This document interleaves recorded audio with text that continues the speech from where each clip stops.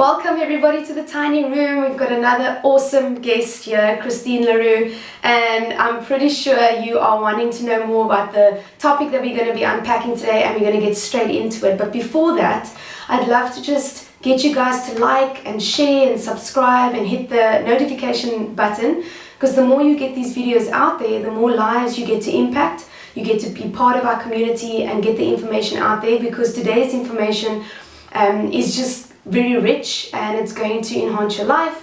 It's going to impact your life positively, and you're going to get to know Christine, and you're going to want to get in contact with her afterwards. So Christine, welcome to the tiny room. Thanks, Lucinda. I'm really very excited to be here. So just to give some background, because everybody doesn't know Christine, I know Christine, and Christine's changed my life, and we'll get into that in a little bit.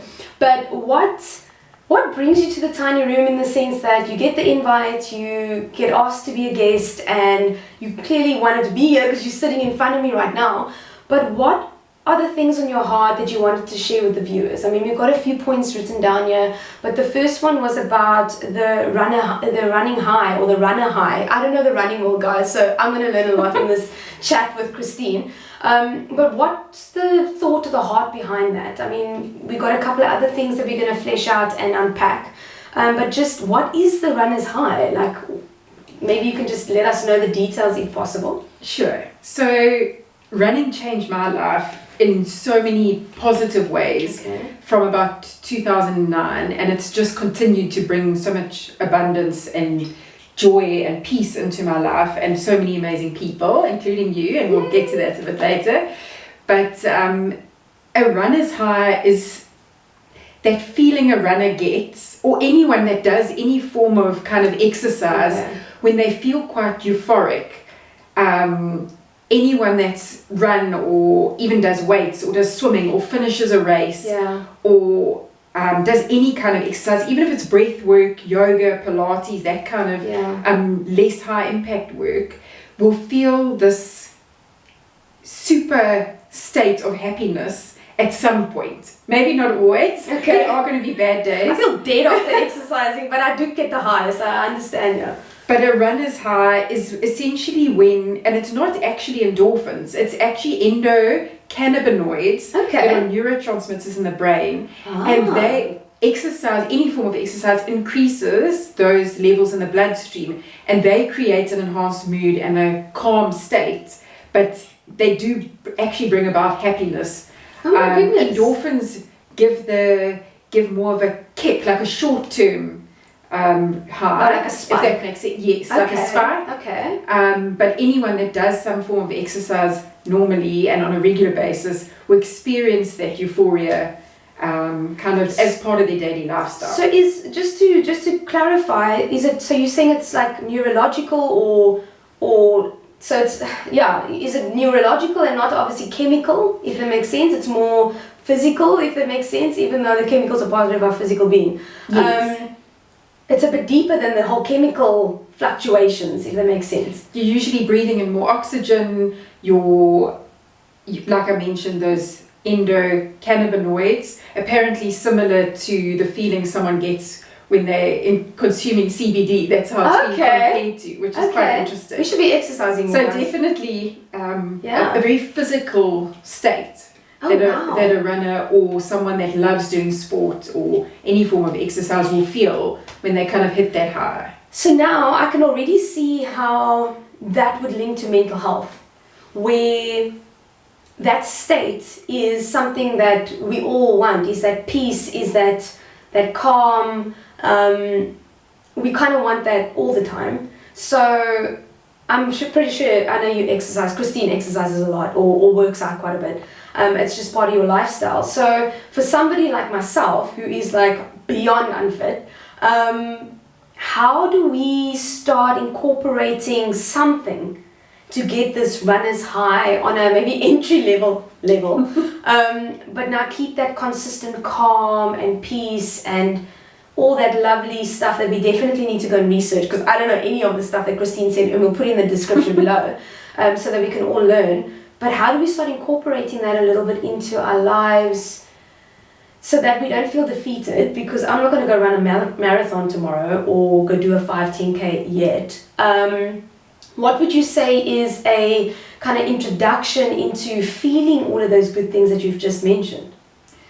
I think for someone that is not currently active, and I just want to say that this discussion here is not only about running. I'm using running as it's your one kind of exercise that you could do. But I think for anyone just starting out, firstly is to think about, really take half an hour, maybe it will take you 5 minutes, just to think about some kind of movement that you think will bring you joy or that you're interested in. Okay. There is no right or wrong type of exercise. Okay. Or type of movement. So first of all, do something that brings you joy, or choose something that brings you joy. And then secondly, some kind of daily routine and consistency and building that in so it can become a habit is critically important. But I think one of the biggest mistakes people often make, and they do, it seems so intense in the beginning and then kind of their motivation just dissipates, is I think very often people try to do too much too soon. Definitely. Or they will set a goal, for example, for comrades, but they're not even in a routine of going around the block 2 or 3 times a week. So I think that's my biggest piece of advice is let this be a journey. Let whatever you choose be a journey. Don't feel that you have, if you want to run, now you have to be sprinting around the block. You know, it's not about that. It's about the journey and where that journey can take you. It's not realistic and it's not sustainable. So I'm feeling a bit convicted here because this is my story where I'll start off too intense and unrealistic, and then I kind of lose interest in the sense that your muscles start hurting and you know, you wake up the next morning and you're so stiff, and then it sets you back. So, I mean, we've chatted about this before, and I'll give you some insight and hopefully accountability a little bit later on this relationship that's going to become more intense in a good way in the next couple of months. But to start off small, and that's something that you told me, is just do something 2 to 3 times a week that is something that I enjoy doing, that I don't feel is kind of having my lungs come out of my mouth type of thing, but at the same time feel like I've moved my body, I've got those you know, those feelings of calm and peace and that high coming through me, and not just short-lived. It kind of lasts the whole day, you know, or maybe 2 days until the next time that I go and I do a brisk walk.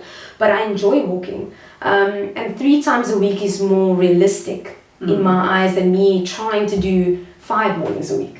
You know, absolutely, like every morning, and having a bit of a break in between to give your body that time to kind of like adjust and get conditioned. Then when you're feeling better and good in yourself, then you maybe want to do 4, and it's not as intense, hectic on all the feels.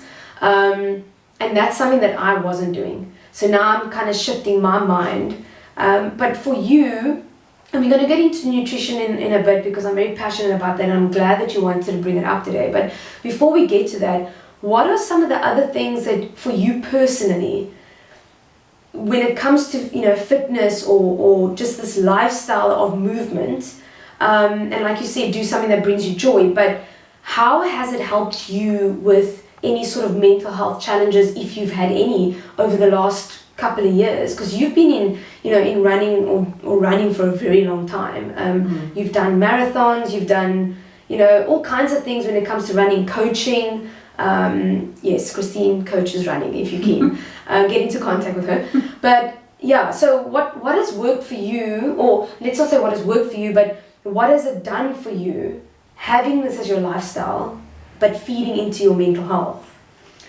So I think there are obviously the physical benefits, and when I started running in 2009, it was about the 12th time I tried to give up smoking. And I eventually threw the packet in the bin, and I went for a run and nearly died. It was about 3Ks.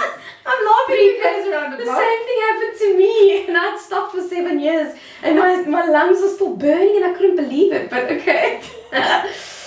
Oh so from a physical perspective, I mean, that just brings about all sorts of cardio health, digestion, you end up sleeping better, like all of those physical benefits. But I think from a mental health perspective, and I struggle with anxiety. So I go through periods where that's quite intense. I go through periods when it's quite a lot better. But generally speaking, and I don't want anyone to ever feel that exercise should be used as a crutch either. Yeah. Because I do believe too much of anything is not really good for us.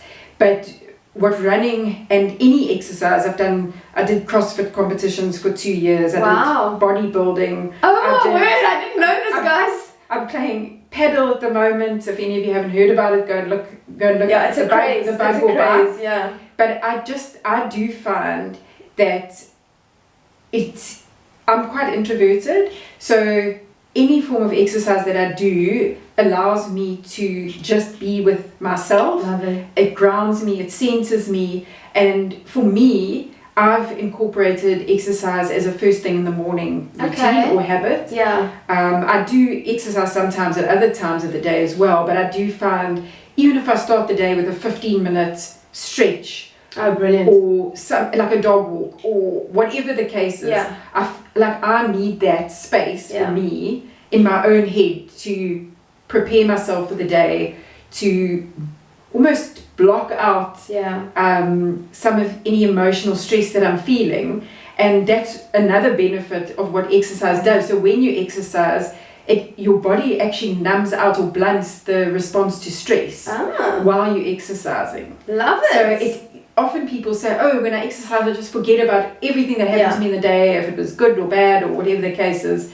And you can kind of be very present.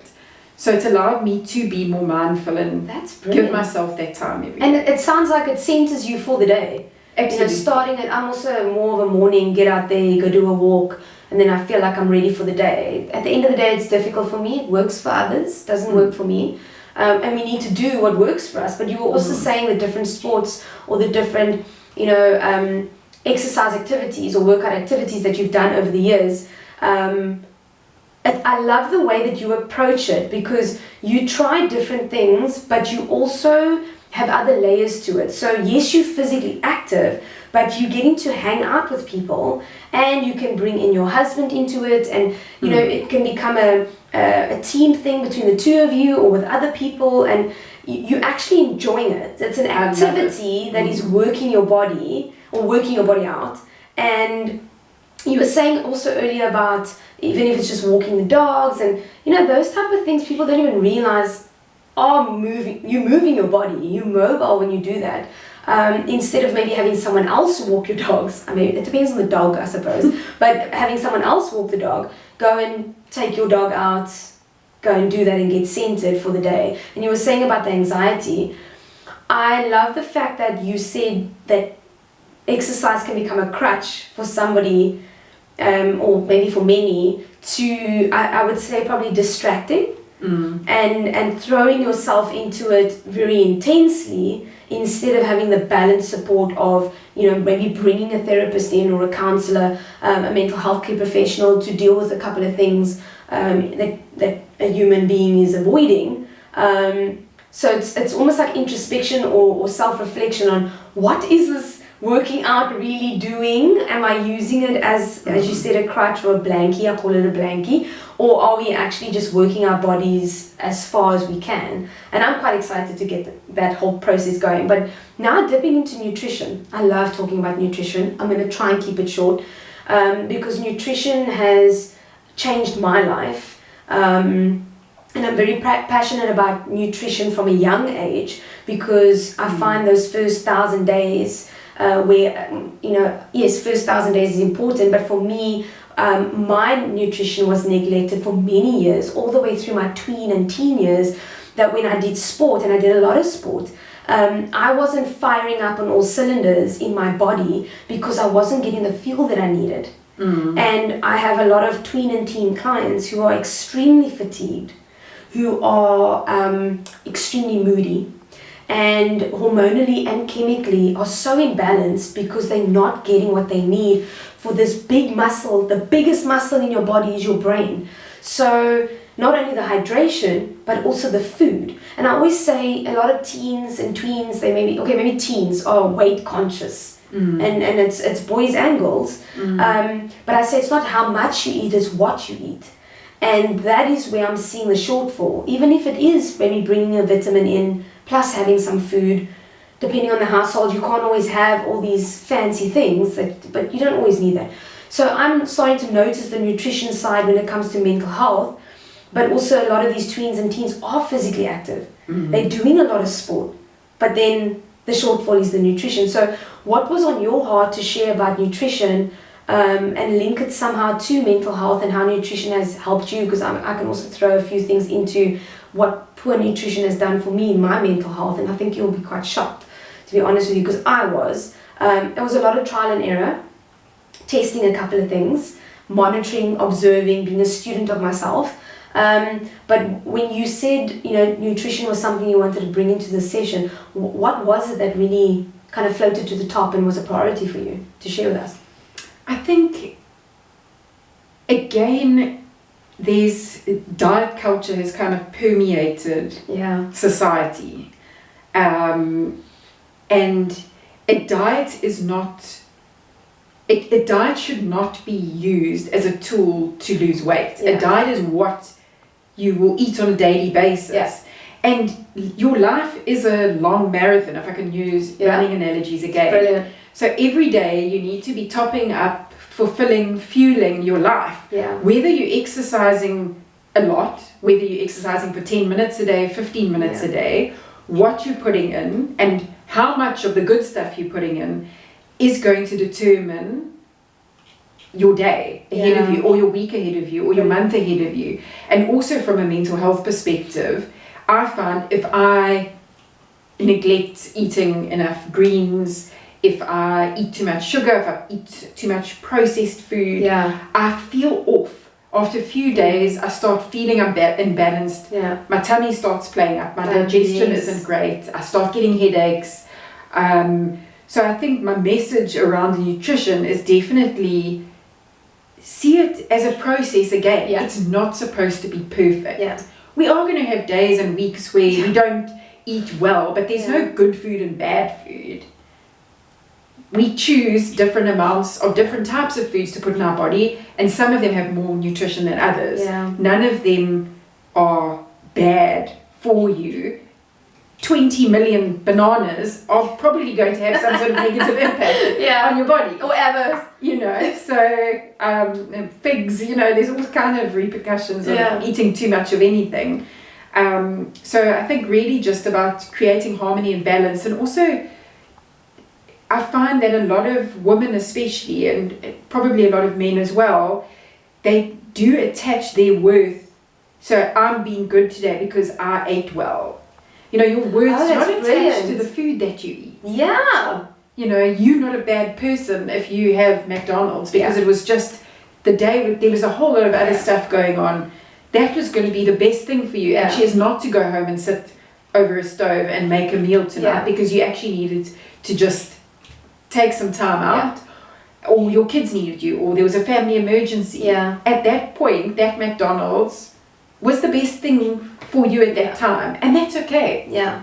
Like, we should be more okay with the foods that we eat and see food as a celebration. A lot of people say to me, I eat emotionally and I feel so guilty because I just eat my feelings all the time. But we also get happy, so we should use food to celebrate. I do. I love the food. There are cultures and nations in the world where food is used as a celebration, and I just feel that we don't do that enough. Oh my gosh, that is so true. I just found that so many women, especially ones that grew up, I'm 43 and I know growing up, you were just constantly bombarded with being thin and this diet and that diet, and you need to look like that person. And that's still, 43 years later, I think that still permeates society and a lot of young people growing up. And it's not okay. We're not born programmed. No, and it's not sustainable, because it's like I had this light bulb moment now where there's two sides to everything, and like you said, balance. But I've forgotten how going out for a meal or making a meal or coming around a meal as friends and family is a celebration. It's sociable. It's it's a really lovely time, but yet we've got this other side, which is, food being such a negative. And I know that with me, I love food, and I just know, like you said, there's just a time where if you have too much of a particular thing, it can actually be very detrimental. And just throwing in now, while we're talking about nutrition, sugar has a serious negative effect on me. Not only from a weight point of view, I pick up a decent amount of weight when I'm eating sugar-filled, carbohydrates, where if I'm not exercising, those carbs are just going to become glucose and just sit on my body. So there is that balance where, yes, you can have a couple of naughty things, but am I, like, it's basic maths, whatever I'm putting in, am I balancing it out by burning some of it off? But the main thing for me was the effect that sugar had on my mental health. And it has a very, I had a huge dip in my mood with sugar, very depro, depending on how much. Thankfully, I get migraines from sugar, so I know my limits. Over the years, I wondered why I was getting so many migraines and having so much back pain.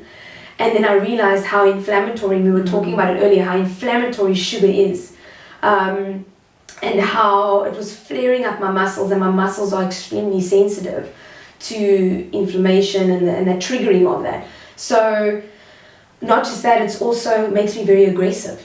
So sugar actually, I was like, why am I fighting with my husband? Why am I so irritable? And I realized when I'm not eating sugar and when I'm going without that stimulant, I actually am a way more peaceful, way more calm, very sharp in my brain when I'm not having sugar. It makes me very foggy. Makes me like that whole edge is taken off, and it's just a struggle to kind of fire on all those cylinders like I normally would. But then at the same time, my mood, so very sluggish. But then at the same time, caffeine. What caffeine does for me is not only dehydrates my skin and gives me bad skin, because a lot of people don't know that 1 cup of coffee dehydrates your body by 2 glasses of water, and obviously your brain is 70%, maybe just over 70% of water. So if you're dehydrating your brain, the fogginess, the struggling to fire up, but also in your body, to dehydrate your body like that, also caffeine makes me very anxious, which a lot of people knew. But if I have too much caffeine, it builds up in your body. People don't realize it's a chemical, it's a toxin. It builds up in your body. It takes 48 hours for caffeine to get out of your system. Now people are having it every day. So if you're not getting it out of your system, I eventually will have a build up to become paranoid. And because I know mental health and I know the psychological side of the mind-body connection, that don't sit well with me, Who wants to be paranoid and like anxious all the time? So I have to do the caffeine decaf during the week. So my thing is decaf during the week and caffeine on the weekends. But I've noticed it's very difficult to get your hands on decaf at the moment. Decaf beans. It is. So I don't know what's happening in South Africa, but we have a shortage of decaf beans. So I've been struggling a little bit, but then I do tea during the week. But also a lot of people don't realize that a lot of teas, Ceylon teas, are quite high in caffeine. Yeah, they are. So rooibos, and depending on the green tea brand, it's quite low in caffeine. So I try and mix between the two and just be aware of all of these things. A lot of people don't realize that on the back of a label, just some education, and we're gonna move on, and I'm gonna give Christine airtime here. But just last thing is, when you're reading a label and it says carbohydrates, of which are sugars, when you see the grammage of the sugars, for every 4 grams of that sugar is 1 teaspoon. So one of my tweens was saying, if they haven't had breakfast, they'll grab one of those granola bars or like a Jungle Oats bar. And I'm like, yeah, but if they're like 17 grams of sugar, it's looking at like, almost 4 teaspoons of sugar in that bar. And their eyes went like this.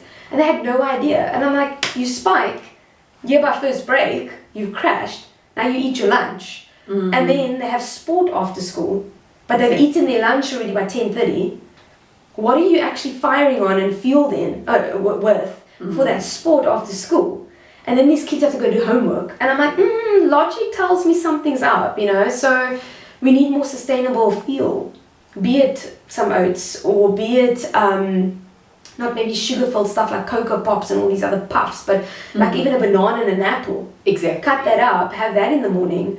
It's not everybody's fun thing to do, but when you've done that for long enough, it becomes the norm. So just to move on to the last bit that you were talking about is that mindset and body image, and it kind of ties into what you were saying about the dieting and how, you know, at your age now, and even my age, I remember, you know, my mom wanting to like diet, and then me being conscious of, you know, getting fat and not really realizing that there were certain fats on my body back then that was part of that age. You know, you get that puppy fat as people talk about, and I look at pictures and I'm like, I've lost it all in my face. But anyway, so just tying into that mindset that's been carried through, and that whole body image, almost like negative mindset that's maybe lingering. Where are you at now when it comes to nutrition and this whole physical lifestyle that you have? Because I'm calling it a physical lifestyle. I don't like the word working out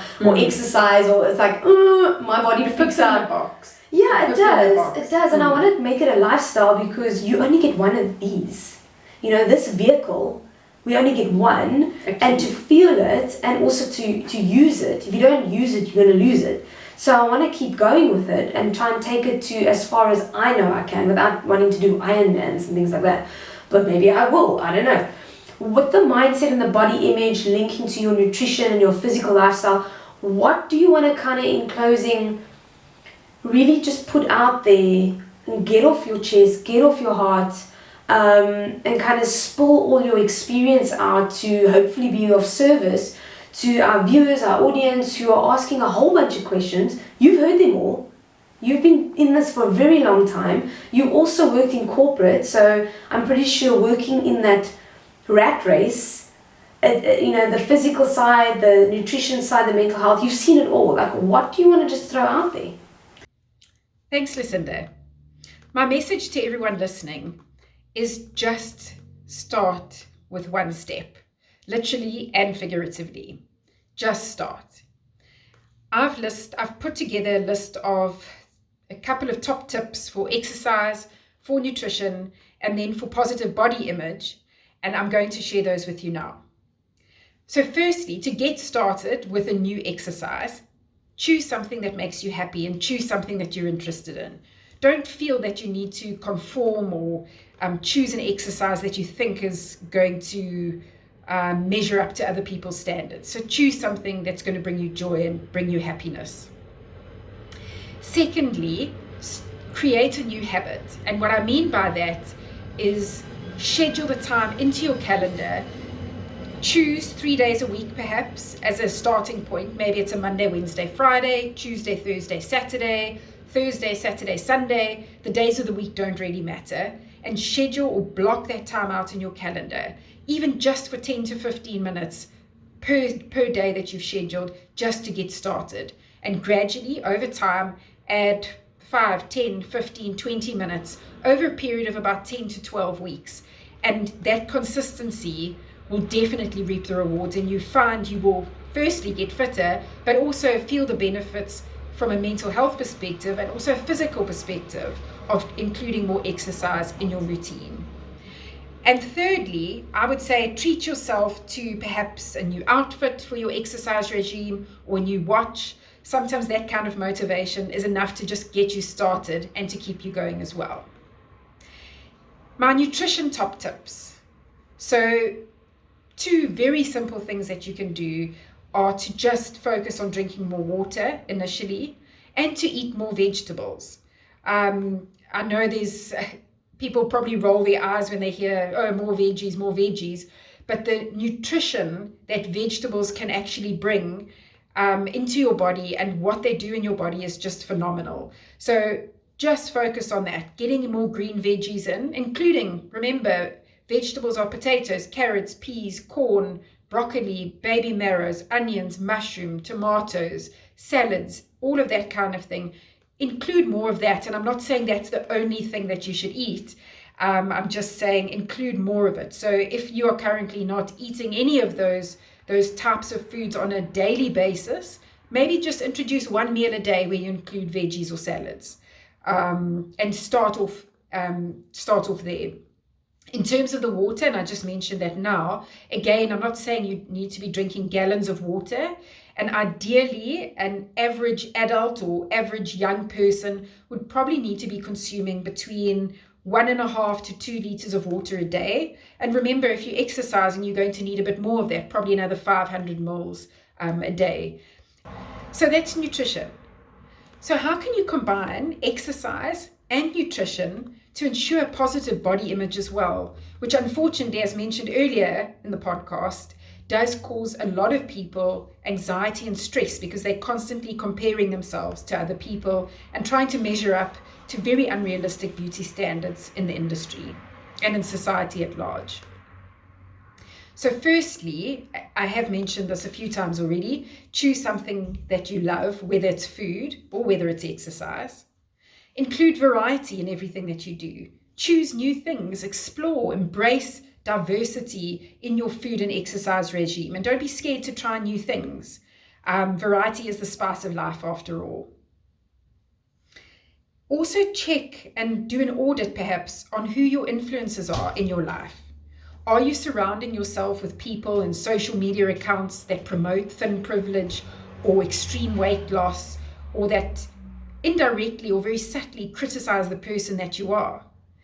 If you are following a lot of individuals like that, or pages or groups or whatever the case is, unfollow them and choose people that embrace diversity and body positivity and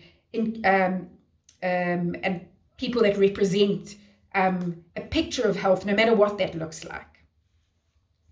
I would also suggest that you consider focusing on your strength and on your performance instead of on, for example, body size or weight loss.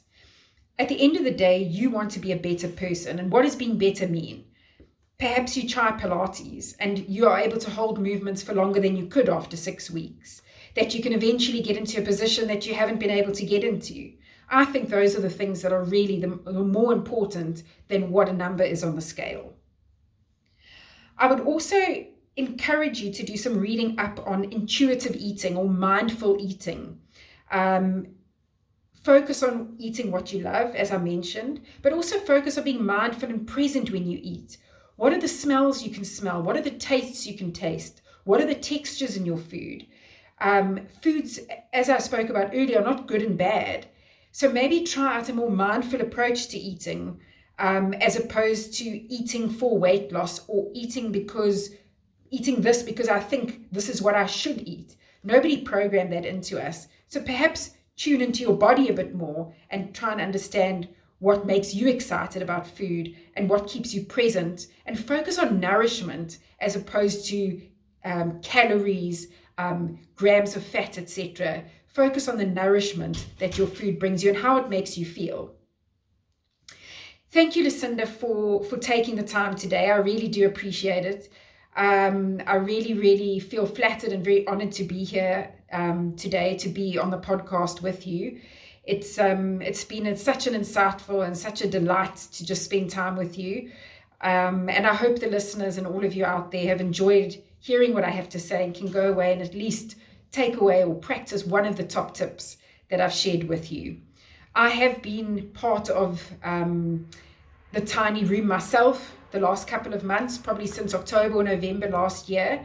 I was struggling with my anxiety levels and hit burnout real and proper. And Lucinda and her team have really helped to make the journey one that is filled with abundance and personal growth, and it has really uplifted my spirits. I've learned so much about myself again, and I continue to do so on a daily basis. And a lot of the work that we did at the tiny room was I had to do the work, but Lucinda made it fun and made it interactive and gave me a lot of thought-provoking questions to ask myself on a weekly basis. And that helped, but it does mean that you need to invest in a process. And that's what it is. It's not just a few sessions and suddenly everything that was perhaps a bit off kilter beforehand is now perfect and it's never going to shift or change again. It is about taking accountability and being responsible with the support and guidance of the tiny room. You offer such a unique approach to therapy. I've just loved every experience that I've had so far, and will continue to do so. That's it from me. I hope you enjoyed it, and remember to always live life, and to be a student, and be a student to yourself, and just keep learning, keep trying new things, and be brave and courageous, and go out there and do what your heart desires, and what excites you every single day. Life is just too short not to. Well, Christine, thank you so much for your time. It is so appreciated. We don't take it lightly that we are all busy, and that you're very busy, and that you've taken this time to spend with us here in the tiny room, and just absolute gold. Thank you so much for your wisdom and your experience, and sharing your heart, and loving on us. We just want to say congratulations, and that we are extremely happy that your therapy journey at the tiny room was so successful, if I can say that, and also the results of you being more present, having more peace, being more calm, and just bossing all aspects of your life, and now truly living your best life. And we don't just say living your best life because it's a cool thing to say. We desire that for each one of our clients.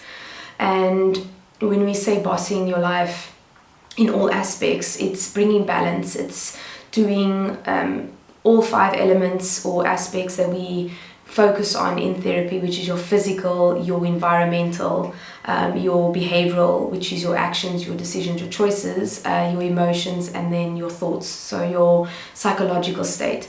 All those aspects, all 5 of them, I feel you are just really owning it, and it's an inspiration to us. It's definitely very encouraging to all of us, so thank you once again.